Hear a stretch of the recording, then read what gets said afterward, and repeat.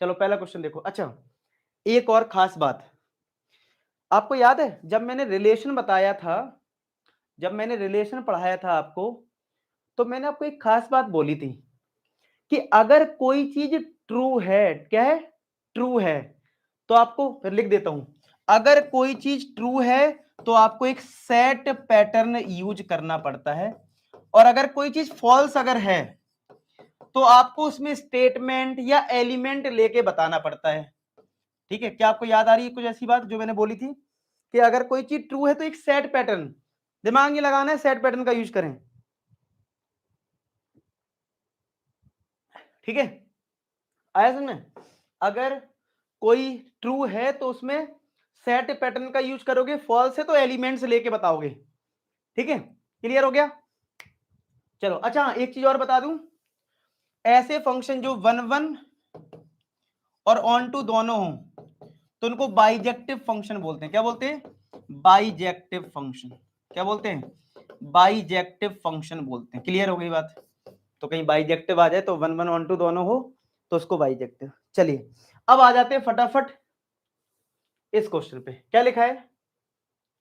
So that function f such that, R star सा बना रखा है यहाँ पे और आर स्टार, तो ये डोमेन है और ये को डोमेन है, और फंक्शन दे रखा है F x equal to 1/x, और ये प्रूफ करना है कि ये function one one and onto दोनों है for all set of all non zero real number, यानी जीरो को छोड़कर ये सभी पे ये function one one onto है।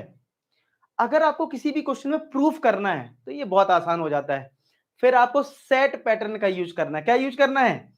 सेट पैटर्न का यूज करना है। और सेट पैटर्न अभी मैंने बताया नहीं है, लिख लो सेट पैटर्न क्या होता है। वन वन के लिए सेट पैटर्न होता है बेटा, तुम एफ एक्स वन बराबर एफ एक्स टू लिखना। ठीक है, तुम ये फिक्स है, अगर तुम्हें पता लग जाए कि फंक्शन वन वन प्रूफ करना है तो तुम्हें ज्यादा दिमाग नहीं लगाना है, तुम सीधा एफ एक्स वन बराबर एफ एक्स टू लिखना और कंडीशन लगा दो। तो भाई अब अगर एफ एक्स वन बराबर एफ एक्स टू लिया तो एफ एक्स अगर ये है तो एफ एक्स वन क्या होगा? क्या वो वन बाई एक्स वन आ जाएगा? क्या ये वन बाई एक्स टू आ जाएगा? तो इन दोनों कंडीशन से क्या वो x1 बराबर x2 हो गया?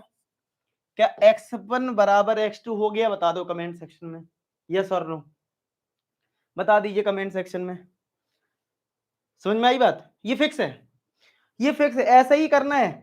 जिस क्वेश्चन में भी वन वन प्रूफ करना हो या वन वन है तुम्हें पता चल गया तो भाई फिक्स पैटर्न है, यूज कर लेना, एफ एक्स वन बराबर एफ एक्स टू सॉल्व कर लेना, और एक्स वन बराबर एक्स टू आ जाए तो समझ जाओ वन वन है, दैट्स ऑल। ठीक है, अच्छा ऑन टू के लिए कंडीशन क्या है? फिर ऑन टू के लिए फिक्स कंडीशन क्या है?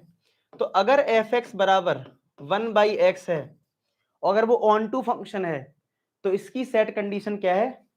याद करो जो 10th 11th क्लास में रेंज कैसे निकालते थे, वही मेथड इसमें भी है कि एफ एक्स को वाई मान लो और एक्स की वैल्यू वाई के टर्म में निकाल लो, और यहां से वाई पता कर लो, क्योंकि वाई यहां पे रेंज है। तो आप बताओ यहां पे हम क्या वाई को सब कुछ ले सकते हैं यानी ऑल रियल नंबर, लेकिन डिवाइड में होने की वजह से हम इसमें जीरो नहीं ले सकते। कितने बच्चों को समझ में आ गई बात कि वाई को हम सब कुछ ले सकते हैं लेकिन जीरो नहीं ले सकते? कमेंट सेक्शन बता दो। ठीक है, क्या आपको ये बात समझ में आ रही है? क्या आपको ये बात समझ में आ गई कि y belongs to r minus का जीरो अगर ऐसा दे रखा है? क्या आपको इतनी सी चीज क्लियर है? क्लियर है? ओके, तो ये रेंज है, और क्या इसका कोडोमेन भी यही है? देखो कोडोमेन क्या था, आर स्टार सा बना था, और वो था क्या? नॉन जीरो रियल नंबर, यानी जीरो को छोड़कर सब कुछ, ये भी जीरो को छोड़कर सब कुछ है। तो मैं कह सकता हूं ना codomain equal to range, codomain equal to range, तो that implies this function is onto function, this function is onto. तो भाई पहला क्वेश्चन हमने प्रूव कर दिया, पहला पार्ट, नॉट पहला क्वेश्चन, अब इसमें एक और पार्ट है, एक और पार्ट है इसमें। ठीक है, सेकंड पार्ट में क्या बोला गया है कि अगर फंक्शन में, क्या ये सही होगा जब अगर हम डोमेन को, यानी जो ये डोमेन है इसका आर स्टार, उसको नेचुरल नंबर से रिप्लेस कर दें और इसके कोडोमेन को अभी भी हम आर स्टार रहने दें, तो क्या ये चीज अभी भी वैलिड होगी? ये तुमसे पूछ रहा है, ये तुमसे पूछ रहा है। तो आप बताइए, आप बताओ, आपको क्या लगता है, क्या ये अभी भी 1-1 फंक्शन होगा? आप बताओ क्या लगता है। तो जब आपको चेक करना होता है तो दिमाग लगाना पड़ता है, अगर आपको चेक करना है तो दिमाग लगाना पड़ेगा, ठीक है। क्या ये 1-1 है 1-1?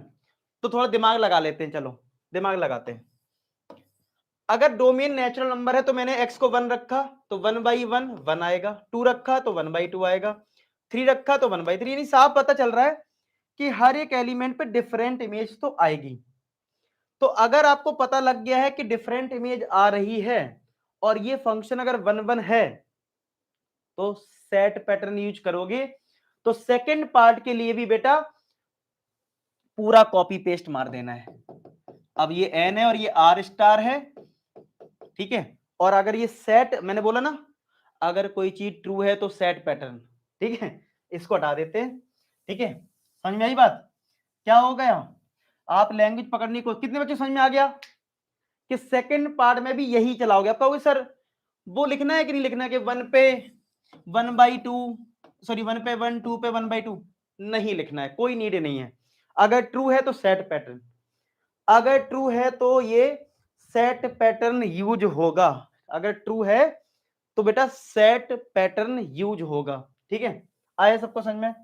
बहुत बढ़िया बात है, अगर समझ में आ गया तो ठीक है। तो ये सेट पैटर्न आपका यूज होने वाला है इसमें, ठीक है। समझ में आई बात? बहुत बढ़िया। अब अगर हम ऑन टू, आप बताओ ऑन टू है क्या? क्या ये ऑन टू है? मतलब कहने का मेरा मतलब ये है कि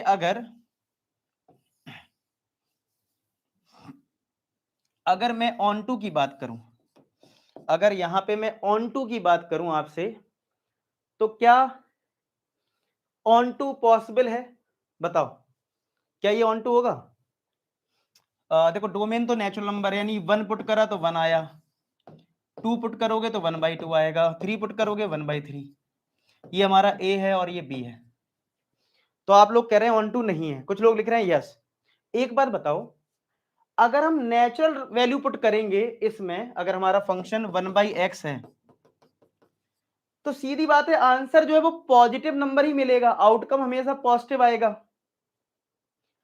और जबकि हमें पता है इसका कोडोमेन रियल नंबर है जिसमें नेगेटिव नंबर भी होते हैं, मान लो -1, लेकिन हमें पता है कि हम यहाँ पे नेचुरल नंबर पुट करेंगे तो कभी भी -1 तो आ नहीं पाएगा, तो हमारे रेंज में कभी -1 होगा नहीं, लेकिन कोडोमेन में तो होगा।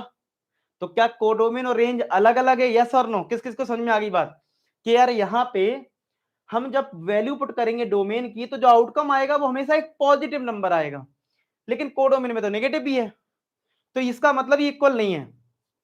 तो भाई पेपर में लिखना कैसे? अब देखो तुमने क्या क्या सीख लिया, 1-1 का सेट पैटर्न सीख लिया, ऑन टू का भी सेट पैटर्न सीख लिया, लेकिन अगर कोई फंक्शन ऑन टू नहीं है तो क्या लिखना है वो भी सीख लो। देखो 4 चीजें सीखनी है, 1-1 का सेट पैटर्न, ऑन टू का सेट पैटर्न सीख चुके हो, 1-1 का फॉल्स करने वाला अभी क्वेश्चन आया नहीं है तो अभी नहीं सीखा है, लेकिन ऑन टू का फॉल्स करने वाला कैसे लिखते हैं वो इस क्वेश्चन में सीखो। कैसे लिखोगे पेपर में, कैसे लिखना है सेट, क्योंकि अलग अलग बुक में अलग अलग तरीके से लिखते, बच्चे कंफ्यूज हो जाते हैं।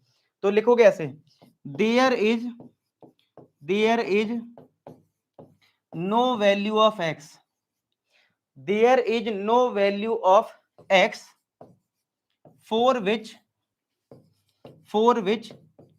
एफ एक्स बराबर -2, यानी कि हमारे पास x की कोई वैल्यू नहीं है जिसपे हमें एफ एक्स जो है बेटा वो -2 मिल जाए। क्या मिल जाए?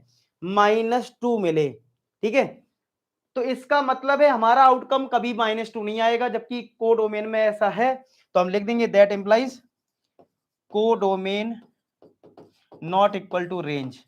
बेटा ये लैंग्वेज याद कर लो, मैं भी बहुत बार लिखूंगा तो आपको याद हो जाएगा। There is no value of x for which f x equal to something, ये ऑन टू के लिए लैंग्वेज याद कर लो। ठीक है, ऑन टू के लिए पेपर में चाहे इधर -3 लिख लो चाहे -1 लिख लो, सब सेम है, एक लिखना है बस तुम्हें, कोई भी एक लिखना है, ठीक है। तो this function is not onto function, ठीक है, समझ में आ गया, ये हमारा ऑन टू नहीं होगा। आगे बढ़े, समझ में आ गया, चलो।